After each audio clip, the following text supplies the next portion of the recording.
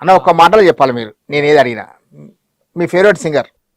సాధనా సర్గం అన్న. చిరంజీవి గారి గురించి అడిగితే ఒక మాటలో ఏం చెప్తారు? నిత్య కృషి వలుడు. కీరవాణి గురించి? ఆయన అద్భుత సంగీత ప్రవాహం అది, దాని గురించి ఎంత చెప్పినా తక్కువే. పవన్ కళ్యాణ్? అన్ని కలబోసిన వ్యక్తి, అంటే సమాజ శ్రేయస్సు కోరుతూ తన్ను ఎలా ఎంటర్టైన్ చేయాలో చెప్తూ ఏదైనా చేయగలననే సంకల్పం ఆయనది. అల్లు అర్జున్? అల్లు అర్జున్ గురించి ఎంత చెప్పినా అది కూడా తక్కువ, ఎందుకంటే ఆయన కష్టం మనకు ప్రతి బీట్లో కనిపిస్తుంది, ఆయన నటనలో కనిపిస్తుంది, ఆయన డ్యాన్స్లో కనిపిస్తుంది, ఆయన ఎంత హార్డ్ వర్క్ ఉంటుందో అనేది మనము ఒకసారి అంటే ఒకసారి మనం ఇమిడియేట్ చేస్తే తెలుస్తుంది, సాధ్యం కాదు. అందుకనే బికమ్ ఐకాన్. చాలా మంచి మిత్రుడు అతను. ఎలాగంటే సంగీత పరిజ్ఞానం తక్కువ ఉన్న అద్భుతాలు ఎన్నో సృష్టించిన అద్భుతమైన వ్యక్తి, మనం కోల్పోయిన అద్భుతమైన వజ్రం. తమన్తో నాకు చాలా మంచి అనుభవం ఉంది. అతను ఇప్పుడు మెలడీ రిధాన్ని పోటీ పెట్టి ఒక రేంజ్లో జనాలను గ్రాప్ చేస్తున్నాడు, దొంగిలిస్తున్నాడు మన మనసులు. దేవి ఆయన నిత్య కృషి వలుడు. ఏ సినిమాకి ఆ సినిమా నా ప్రత్యేకత ఉండాలా, మీరంతా ఒకటి నేను ఒకటి అనే వ్యక్తి అయినా. సినిమాకి మా టెక్నీషియన్స్ అందరూ ఒక సినిమాకి పనిచేస్తే మీ అందరూ అంటే నేను ఒక మెట్టు పైకి ఉండాలని కష్టపడే వ్యక్తి. కాదనా, మీరు ఇన్ని సినిమాలు చేసిరు కదా, ఇన్ని సినిమాలలో మీ దగ్గర బెస్ట్ సింగర్గా పేరు ఎవరు తెచ్చుకున్నారు?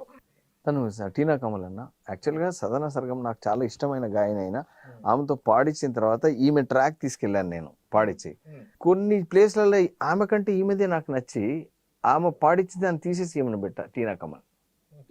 టీనా కమల్ అని మంచి సింగర్ అన్న. తను నేను పరిచయం చేసింది అని కాదు, తనకు మంచి స్టఫ్ ఉంది, ఆమె మంచిగా రాణించగలదు. ఇప్పుడు మరి తను తక్కువ పాడుతుంది, ఎక్కువ ప్రోగ్రామ్స్ అవన్నీ ప్లాన్ చేసుకుంటాం. అదే చాలా బాధాకరంగా ఉందన్న. అంటే ఈ ఎకనామిక్స్ అంటే ఈ రెమ్యునరేషన్ పక్కన పెడితే డెఫినెట్గా వాళ్ళ చిత్తశుద్ధి లోపించింది. మేము చాలా అనీజీగా ఉన్నాం. ఎంతసేపు ఆ డబ్బుల వేట తప్పితే మనం ఏం పాడుతున్నాము, పాడిన దాన్ని విందామా, దీని మనదైన బాణి దీంట్లో ఉందా లేదా, నేను అనుకున్నట్టు పాడానా అంటే అంటే నేను పర్సనల్గా ఫీల్ అయింది చెప్తున్నాను. I'm not blaming anybody. నేను ఎవరినో ద్వేషించి మాట్లాడలేను. ఇప్పటి వాళ్ళకి అప్పటి వాళ్ళకి చాలా తేడా ఉందన్న. బాలుగారు ఇప్పటికీ తను పాడిన ప్రతి పాటను విని ఒకసారి ఎక్కడన్నా కరెక్షన్ ఉన్నా చేసి వెళ్తారు ఆయన. ఆ సాంప్రదాయం పోయి దరిద్రమైన సాంప్రదాయం వచ్చింది. ఎంతసేపు నాకు వాడు లక్షిస్తాడు, ఈ రేట్లతోటి పాటలు పాడవుతున్నాయి. పాటను చెక్ చేసుకుంటలేరు కానీ డబ్బులు చెక్ చేసుకుంటారు ఇప్పుడున్న జనరేషన్. పక్క ఇది మీరు నొక్కి ఒక్కాణించవచ్చు. అంతకుముందు బాలు గారు 10 సార్లు చూసుకునేవాడు ఎక్కడ తప్పు వచ్చింది పాట. మేము దాంట్లో మేము అసలు చెప్పుకోవడానికి కూడా తనతో పాడించుకున్నాం అనే గొప్ప ఫీల్ అయ్యేవాళ్ళం. అయినా సరే మాకైనా అయినా ప్రతి పాట పాడిన తర్వాత బాగుందా, ఇక్కడ నువ్వేమన్నా అనుకుంటున్నావా అని పక్కా ఒకసారి అనుకొని మమ్మల్ని సాటిస్ఫై చేసి వెళ్ళేవారు. ఇప్పుడు మమ్మల్ని సాటిస్ఫై చేయట్లేరు. ఇది సాటిస్ఫై చేస్తే పాడేసి కనీసం వచ్చి కన్సోల్లోకి వచ్చి వినట్లేరండి. అటునుంచి పాడి అటునుంచి వెళ్ళిపోతున్నారు. ఏం సాంప్రదాయం ఇది, ఏం పాటలు బతుకుతాయి. ఆ విషయంలో ఆవేదనలో ఉన్నాం సార్ మేము నిజంగా.